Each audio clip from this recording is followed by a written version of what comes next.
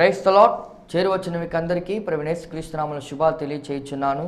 ఈ దినము కొరకు ఏర్పాటు చేయబడిన లేఖన భాగము అపోస్తల కార్యములు 7వ అధ్యాయము 9వ వచనం. ఆ గోత్రకర్తలు మశ్చరపడి యోసేపును ఐగుప్తులోనికి పోవుటకు అమ్మివేసిరి గాని దేవుడు అతనికి తోడై ఉండి అతని శ్రమలన్నిటిలో నుండి తప్పించి. Praise the Lord. దేవునికి స్తోత్రం. హల్లెలూయా, హల్లెలూయా, హల్లెలూయా. మన ప్రభువును ప్రియరక్షకుడైనటువంటి నజరేయుడైన యేసు క్రీస్తు దివ్యమైన నామములో, పరిశుద్ధమైన నామములో ఆయన హెచ్చవలసి ఉన్నది. హీ మస్ట్ ఇంక్రీజ్ అనేటువంటి అనుదిన ఆత్మీయ కార్యక్రమ వీక్షకులైన ఆత్మీయ బంధువులైన మీ అందరికీ ప్రత్యేకమైన వందనాలు తెలియజేస్తున్నాను. మీ అమూల్యమైన సమయాన్ని ఈ కార్యక్రమం చూడడానికి కేటాయించినందుకు ప్రత్యేకమైన వందనాలు తెలియజేస్తున్నాను. మీరు చూడడానికి వేరే ప్రోగ్రామ్స్, వేరే ఛానల్స్ ఉన్నాయి. అయినప్పటికీ కూడా మీరు ఇక్కడ ఈ ఛానల్ దగ్గర, ఈ ప్రోగ్రాం దగ్గర ఆగినందుకు మీకు ప్రత్యేకమైన వందనాలు తెలియజేస్తున్నాను. దయచేసి కార్యక్రమం చూడండి, కొద్దిసేపు చివరి వరకు చూడండి. మధ్యలో రిమోట్ మీ దగ్గర పెట్టుకుంటేనా మీరు ఛానల్స్ మార్చేటువంటి అవకాశం ఉంది టీవీ చూసేవారికి. లేదా యూట్యూబ్లో చూసేవాళ్ళు కూడా దానిలోంచి వేరే ఛానల్లోకి చంపేటువంటి అవకాశం ఉంది. కొద్దిసేపు దేవుని సమయాన్ని, దేవుడు మనకిచ్చిన సమయాన్ని దేవునికి ఇద్దాం, దేవునితో గడుపుదాం, దేవుని వాక్యాన్ని విందాం, దేవుని స్వరాన్ని విందాం. కనుక మిస్ కావద్దు.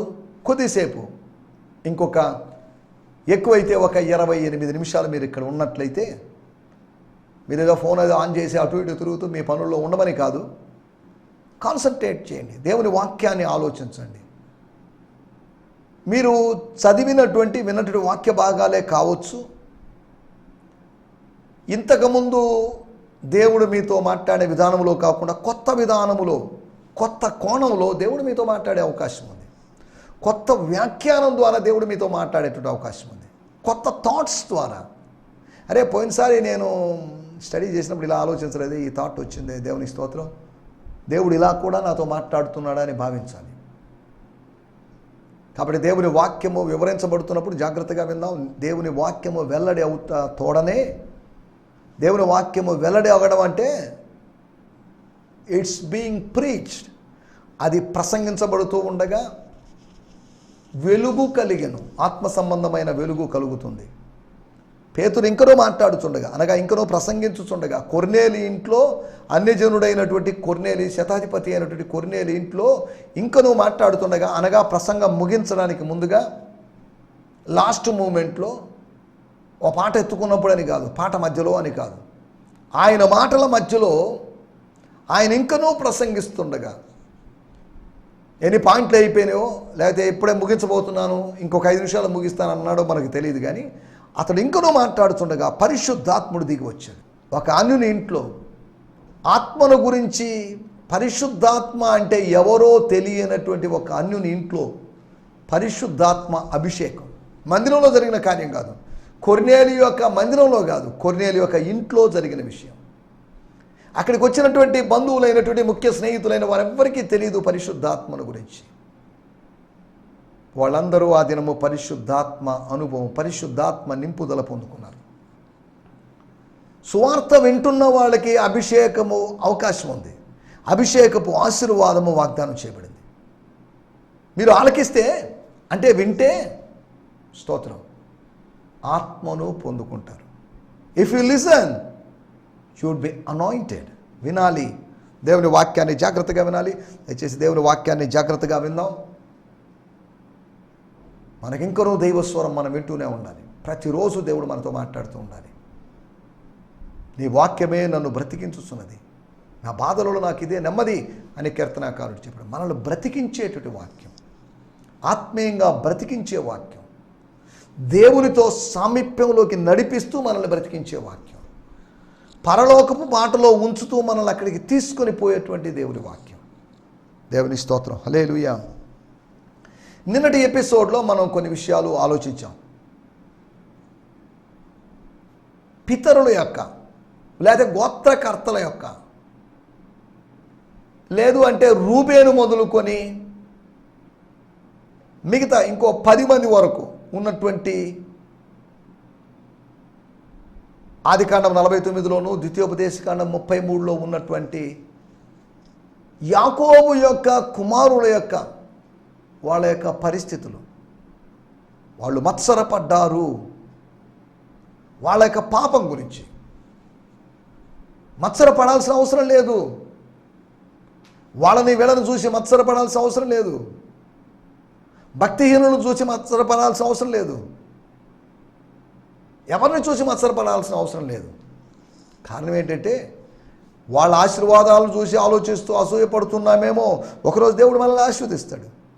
దేవుడు మనల్ని ఆశీర్వదించడానికి పిలిచాడు. ఆశీర్వాదమునకు వారసులవుటకే దేవుడు పిలిచాడు. ఒకవేళ ఈ టీవీ కార్యక్రమాలు చూస్తూ సేవకులు ఎవరైనా ఉన్నారనుకోండి, టీవీలో వాక్యం చెప్తే బాగుంటుంది అని ఆలోచించేవాళ్ళు ఉన్నారు. అది నా వల్ల కాదు, నేను చేయలేను అనే ఆ పని అని మీరు అనుకోవచ్చు. కానీ ఒకటి గుర్తుపెట్టుకోండి, మీరు ఆ పని చేయగలరు. ప్రార్థించండి, ప్రార్థిస్తూ సిద్ధపడండి. దేవుడు మిమ్మల్ని టీవీ కార్యక్రమాల కోసం దేవుడు నిలబెడతాడు. నేను టీవీ ప్రోగ్రాంల కోసం ప్రార్థించలేదు. నేను టీవీలో వాక్యం చెప్పాలి నేను అడగలేదు. కానీ ప్రభు కృపను బట్టి 1300 ఎపిసోడ్లు చేయడానికి, వేరొక ఇంతకుముందు ఉన్నటువంటి ఒక క్రిస్టియన్ ఛానల్లో ఇంచుమించు 200కు పైగా ప్రసంగాలు చేయడానికి ఇది ఒక ధన్యత. అదే సమయంలో ధన్యత అంటున్నప్పుడు ఇదేదో పెద్ద గొప్ప అనుభవం అని నేను అనుకోవడం లేదు. ఇక లైవ్లో ప్రసంగించడమే గొప్ప సంగతి, కానీ టీవీలో ప్రసంగించడం గొప్ప సంగతి అని నేను అనుకోవడం లేదు. లైవ్లో 100 మంది, 200 మంది, 300 మంది, 500 మంది, 1000 మంది అలా ఉంటారు. కానీ ఇక్కడ ఎవరు లేరు. నేను బోధిస్తున్నట్టు వాక్యం బోధిస్తున్న సమయంలో స్టూడియోలో ఎవరు లేరు. రికార్డింగ్ ఏమో జరుగుతూ ఉంది. కాబట్టి టీవీలో వాక్యం చెప్పడం గొప్ప అనేటువంటి ఆ అభిప్రాయంలో దయచేసి ఉండొద్దు. ఒకవేళ అవసరమైతే దేవుడు నేను టీవీలో నిలబెడతాడు. అంతవరకు దేవుడు నన్ను నిలబెట్టాడు. నెల్లూరు పట్టణంలో నుంచి అనేక మంది యవనస్తుల్ని టీవీలో దేవుడు నిలబెట్టాలి. టీవీ మాధ్యమం ద్వారా వాళ్ళు ప్రసంగించాలి. దీన్ని నేను గట్టిగా నమ్ముతున్నాను. వృద్ధులైనటువంటి తరం వారు, ఒకవేళ నా తరం కూడా గతించిపోవచ్చు, కానీ యంగ్ జనరేషన్, యంగ్ ప్రీచర్స్ అందరూ రైజ్ కావాలి. యంగ్ ప్రీచర్స్ అందరూ రైజ్ అయ్యి ఓల్డ్ జనరేషన్లో బోధించబడిన దుర్బోధనలు ఖండిస్తూ, అలాగని యంగ్ జనరేషన్లో కొత్త దుర్బోధనలు తీసుకొని రావాలని కాదు, ముందుకు సాగాలి. కొన్ని సంవత్సరాల్లో కొన్ని గొప్ప మార్పులు జరగబోతాయి. రాబోయే రోజుల్లో గొప్ప మార్పులు జరగబోతున్నాయి. Changes will అక్కర్ in our ministries. మన వ్యక్తిగతమైన జీవితాల్లో, మన పరిచర్లో మార్పులు జరుగుతాయి. దేవుని స్తోత్రం. మత్సరాలు పోవాలి, మహిమ కార్యాలు జరగాలి. మత్సరం ఉన్న చోట మహిమ ఉండదు. అసూయ ఉన్న చోట ఆత్మీయత ఉండదు. గోత్రకర్తలు మత్సరపడ్డారు. వాళ్ళు చేసిన పాపాన్ని గురించి మనం ఆలోచించాం. వాళ్ళు అన్యాయం చేశారు. బయట వాళ్ళకి కాదు, ఎవరికి చేయడానికి వీల్లేదు. తమ సొంత సోదరునికి అన్యాయం చేశారు. రెండవది, వాళ్ళు చేసినటువంటి పని, వాళ్ళు అంధులుగా మారారు, గుడ్డివాళ్ళుగా మారారు. యోసేపుతో ఉన్నటువంటి దైవ సాన్నిధ్యాన్ని గుర్తించలేకపోయారు. కానీ యోసేపుతో ఉన్నటువంటి దైవ సాన్నిధ్యాన్ని అన్యుడైనట్టు పోతీఫరు గుర్తించాడు. అరే, అతనితో దేవుడు ఉన్నాడండి. ఆ కుర్రాడిని మనం బానిసగా కొనుక్కున్నప్పటికీ కూడా అతనితో దేవుడు ఉన్నాడు కాబట్టి నేను ఇంతగా ఆశీర్వదించబడ్డాను. యోసేపు రావడానికి ముందుగా అతడు ఆశీర్వదించబడలేదు. యోసేపు అడుగు పెట్టిన తర్వాత పోతీఫరు ఇల్లు ఆశీర్వదించబడింది. కొంతమంది దైవజనులు అడుగు పెడితే వాళ్ళ ద్వారా ఆశీర్వాదాలు వచ్చేస్తాయి. ఏలియా అడుగు పెట్టాడు. వాళ్ళు అడుగు పెట్టడం ద్వారా ఆ ఇంటి యొక్క దారిద్ర్యం మారిపోయింది. ఆ ఇంటి యొక్క స్థితిగతులు మారిపోయినాయి. ఎప్పుడో అప్పుడప్పుడు అకేషనల్గా రేరుగా వచ్చే ఆ సేవకుడు రెగ్యులర్గా మన దగ్గరికి వస్తే బాగుండండి అని భర్తతో మాట్లాడి, ఇక్కడ మన ఇరుకు గదిలో ఆయన ఎక్కడ అడ్జస్ట్ అయిపోతాడు, పైన ఒక చిన్న షెడ్ ఒకటి వేద్దాం, ప్రార్థనా మందిరం అని కాదు, ఆయన అక్కడ ఉంటాడు, రెస్ట్ తీసుకుంటాడు, ఆయన ఎందుకు మనం డిస్టర్బ్ చేయడం.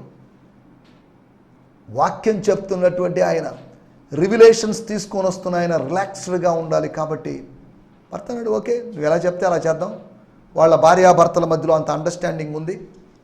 ఆయన ఆత్మీయుడు కాకపోయినప్పటికీ, ఏం ఆత్మీయురాలైనప్పటికీ కూడా ఆత్మీయుల మధ్యలో ఐక్యత లేదు ఈ రోజుల్లో. కానీ ఆత్మీయులు, ఒకరు విశ్వాసి, ఒకరు అవిశ్వాసి అయినప్పటికీ వాళ్ళ మధ్యలో ఉన్నటువంటి ఐక్యత. ఆయన ఒప్పుకున్నాడు, మందిరం కట్టాలని కాదు, మిద్దె మీద ఒక అప్పర్ రూమ్లో ఒక రెస్ట్ రూమ్ ఒకటి, ఒక గెస్ట్ హౌస్ ఒకటి, బంధువు కోసం కాదు, దైవజనుడి కోసం. అనేక మంది కొత్త యవనస్తులు వేరు వేరు ప్రదేశాలను చూస్తున్నారు. వాళ్ళ కోసం మీ ఎండ్ల మీద ఆ మేడగది వాళ్ళ పరిచర్య కోసం, వాళ్ళ నివాసం కోసం ఇచ్చినట్లయితే, హైదరాబాద్ నగరానికి వెళ్ళినప్పుడు నేను చాలా చోట్ల చూశాను. కొంతమంది ప్రేరేపించబడి మా ఇంటి మీదే షెడ్ వేసుకోండి, లేకపోతే షెడ్ వేసుకోవడానికి కూడా వనరులని వాళ్ళు సమకూర్చి, దేవుని స్తోత్రం, మా ఇంటి మీద మందిరం కట్టుకున్న తర్వాత మేము ఆశీర్వదించబడ్డామండి అనే కుటుంబస్తుల యొక్క సాక్ష్యాలు. ఎందుకు చెప్తున్నానంటే ఇవన్నీ మత్సరము వలన, మత్సరము ఎముకలకు కుళ్ళు, డ్యామేజ్ చేస్తుంది నీ హెల్త్ని, నీ ఆరోగ్యాన్ని. అసూయ నీ ఆరోగ్యాన్ని పాడు చేస్తుంది. అసూయను ఆమడు దూరం ఉంచుకుందాం, అసూయనే అసహించుకుందాం, అసూయను దరిదాపులోకి రానియకుండా. గోత్రకర్తలు చేసిన పని, వాళ్ళు అందులైపోయారు. మూడవదిగా మనం గమనిస్తే గోత్రకర్తలు ఆత్మీయ దర్శనానికి, అరే మాకెవరికి రాని దర్శనాలు తమ్ముడికి ఎలా వస్తున్నాయి, పోనీలే తమ్ముడు ఇంకా కనాలి నువ్వు దర్శనాలు, ఇంకా నువ్వు చూడాలి దర్శనాలు, ఇంకా దేవునితో మాట్లాడాలి. వాళ్ళందరూ పగబట్టినప్పటికీ తండ్రి ఏం మాట్లాడలేకపోతే, ఎందుకు రా పిల్లోడి మీదకి వస్తున్నారు, వాడి మీదకి ఎందుకు గొడవకి వెళ్తున్నారు, వాడితో మీకు కలహం ఏంటి, దర్శనాలు ఉన్నాయి, నేను నమ్ముతున్నాను దర్శనాల్ని, దేవుడు నన్ను దర్శించాడు. నేను ఫ్లాష్ బ్యాక్లోకి వెళ్తే పద్మనారాముకి వెళ్తున్నప్పుడు, పారిపోతున్నప్పుడు దేవుడు నన్ను దర్శించాడు. ఆ కళకి అర్థం నాకు తెలియదు, వ్యాఖ్యానించడానికి నేనే కన్నాను, నేనే వ్యాఖ్యానం చేసుకోవాలి. ఇప్పుడు ఆ కుర్రాడు, వాడి పిల్లోడు, వాడు కళ కన్నాడు మీకు చెప్తే వ్యాఖ్యానం చెప్పలేని స్థితిలో ఉన్నప్పుడు సిగ్గుపడాల్సింది పోయి, మీకు దర్శన వరము లేదు, దర్శన వ్యాఖ్యాన వరము లేనప్పుడు ఎందుకు అతని మీద దాడి చేస్తారు, అతని మీద అసూయపడతారు? వరములు లేని వాళ్ళు వరములు కలిగిన వాళ్ళ మీద దాడి చేస్తున్నారు. ఈ రోజులో జరిగేటువంటి పని, తలాంతులు లేని వాళ్ళు తలాంతులు కలిగిన వాళ్ళ మీద దాడి చేస్తున్నారు. మూడో విషయము, ఆత్మ సంబంధమైన దర్శనానికి మనం వ్యతిరేకులుగా, ప్రతికూలమైన వాళ్ళుగా, దానికి అవరోధం కలిగించేవాడు. వీడిని చంపుదాం, వీడి కళలు ఏమవుతాయో చూద్దాం. కళలు అయ్యేదేముంది, కళ కన్నాం, నెరవేరచ్చు నెరవేరకపోవచ్చు. అనగా కళలని కళ్ళలుగా చూడాలనుకుంటున్నారు వాళ్ళు. అనగా అబద్ధాలకు ఇదంతా ఫేక్, వాడి ఊహ చెప్పింటాడు కళ కాదండి అని అనుకుంటున్నారేమో. యోసేపు యొక్క కళల్ని మీరు అంతం చేయలేరు. దేవుడిచ్చిన దర్శనాన్ని ఎవరు అంతం చేయలేరు, దాన్ని ఎవరు నాశనం చేయలేరు, దానికి ఒక డెడ్ లైన్ పెట్టలేరు. ఇప్పుడు అయిపోయింది, ఇంకా నెరవేరదు, అది ఇట్స్ ఇంపాసిబుల్ అనేటువంటి పరిస్థితి రాదు. యోసేపు యొక్క దర్శనాల్ని అంతం చేయాలనుకున్న వాళ్ళు అంతమైపోయారు, కానీ యోసేపు దర్శనాలు నిలిచి ఉన్నాయి. అది తగిన సమయంలో నెరవేరింది ఆ దర్శనం. దేవుని స్తోత్రం, హల్లెలూయా.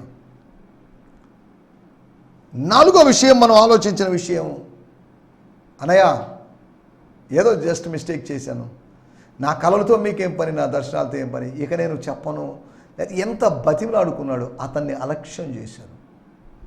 అసూయ పడిన వాళ్ళు అలక్ష్యం చేస్తారు, అసూయ పడిన వాళ్ళు అందులైపోతారు, అసూయ పడిన వాళ్ళు అన్యాయం చేస్తారు, అసూయ పడిన వాళ్ళు ఆత్మీయ దర్శనానికి వ్యతిరేకులుగా మారతారని మనం లాస్ట్ ఎపిసోడ్లో, నిన్నటి ఎపిసోడ్లో మనం ఆలోచించాం. రండి మనం ఈ సమయంలో దేవుని వాక్యాన్ని ధ్యానించుకుందాం. దేవుని వాక్యాన్ని ధ్యానించుకునే సమయం కనుక దేవుని వాక్యంలోకి వెళ్ళడానికి ముందుగా ఒక విషయాన్ని జ్ఞాపకం చేస్తున్నాను.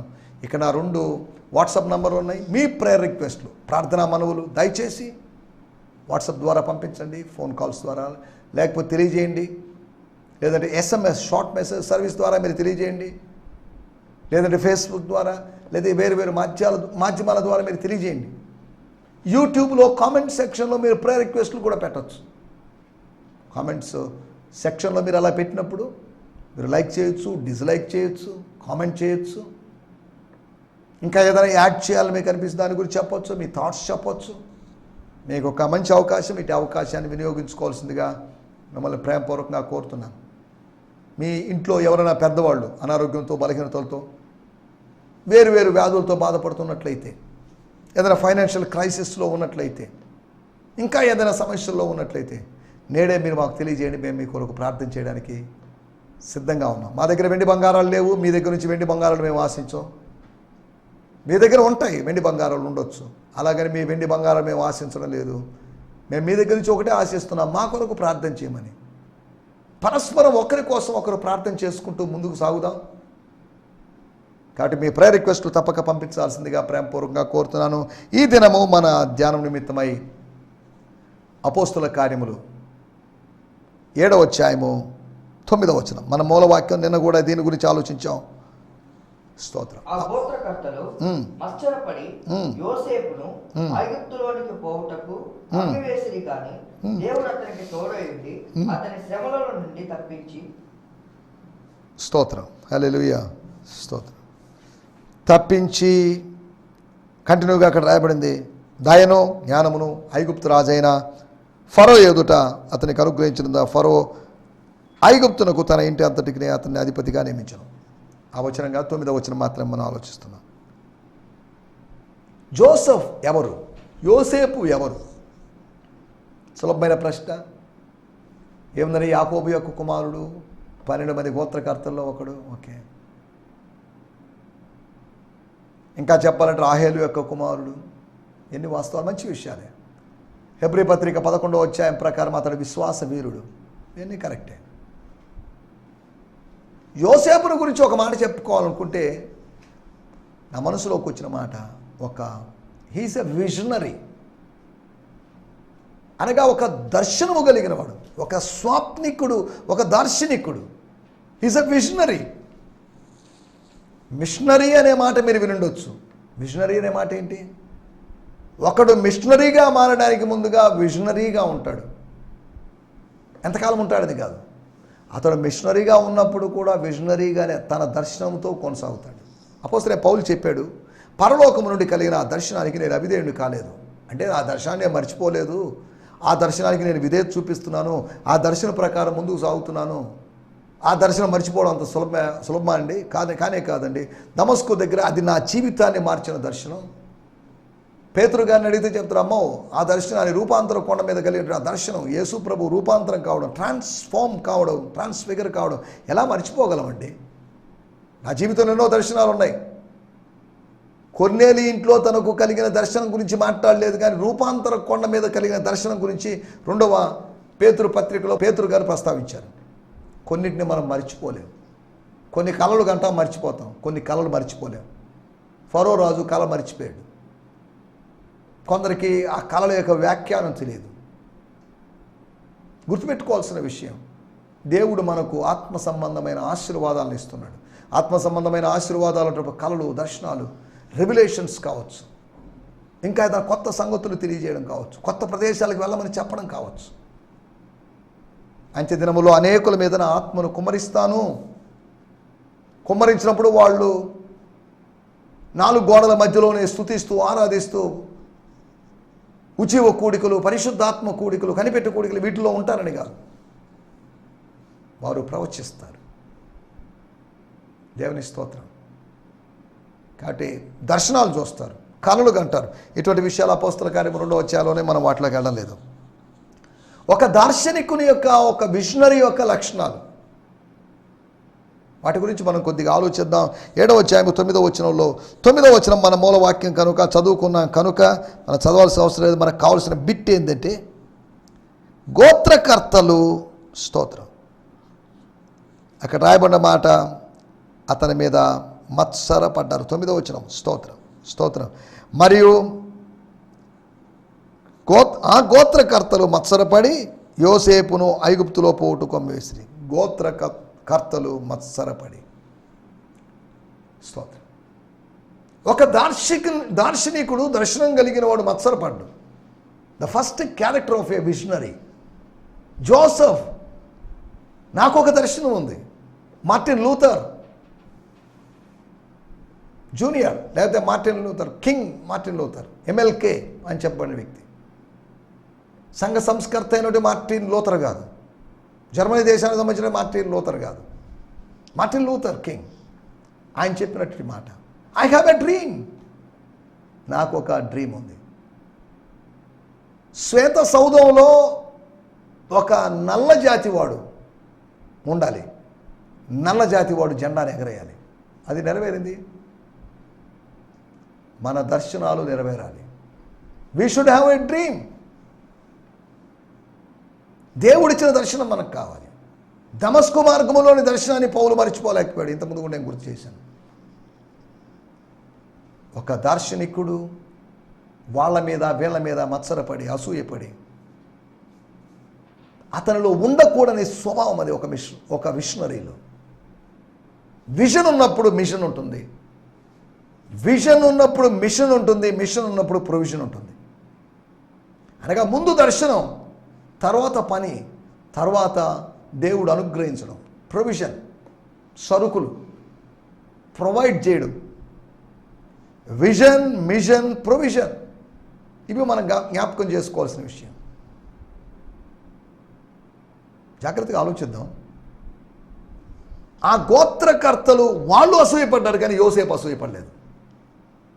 యోసేపుకు అసూయపడాల్సిన పరిస్థితులు ఉన్నాయి, కానీ యోసేపు అసూయపడలేదు. నువ్వు నేను అసూయపడడానికి వీల్లేదు. మత్సరపడని వాళ్ళుగా ఉండాలి. ఒక మిషనరీ లేకపోతే విజనరీ అనే సంగతిని మత్సరపడనేటువంటి అనుభవంలో మనం ఉండాలి. రెండో విషయాన్ని నేను మీకు జ్ఞాపకం చేస్తాను. 9వ వచనంలోనే రాయబడింది. స్తోత్రం. ఆ గోత్రకర్తలు మత్సరపడి యోసేపును ఐగుప్తులోనికి పోవుటకు అమ్మివేసిరి గాని దేవుడు అతనికి తోడై ఉండి అతని శ్రమలన్నిటి నుండి తప్పించాడు. తప్పించి ఏం చేశాడు?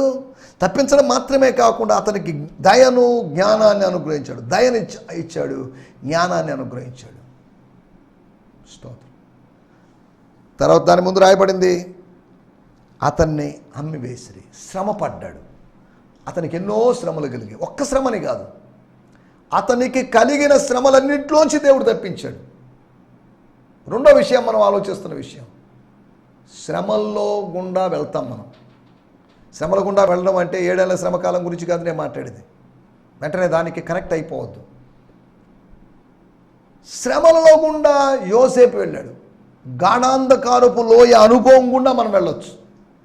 భక్తులందరూ వెళ్ళిన వాళ్ళే, శ్రమల గుండా వెళ్ళిన వాళ్ళే. 10 దినములు నీకు శ్రమ కలుగును, దాంట్లో వచ్చి దేవుడు తప్పిస్తాడు, దేవుడు కాపాడతాడు. దేవుని స్తోత్రం. శ్రమలు కలుగుతాయి. శ్రమలు మన సైన్యం.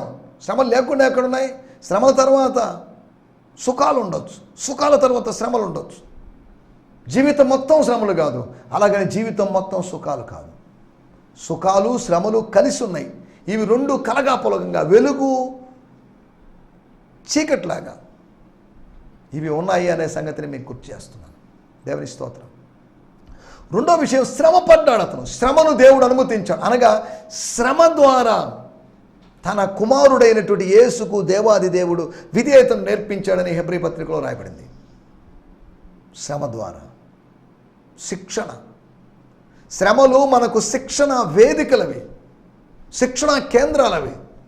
దేవుడు అనుమతించిన శిక్షణ లేకపోతే శ్రమ శిక్షణా కేంద్రం. దేవుడు అనుమతించిన శ్రమ, నెగటివ్ థింగ్, అది మనకు ఒక శిక్షణా కేంద్రం.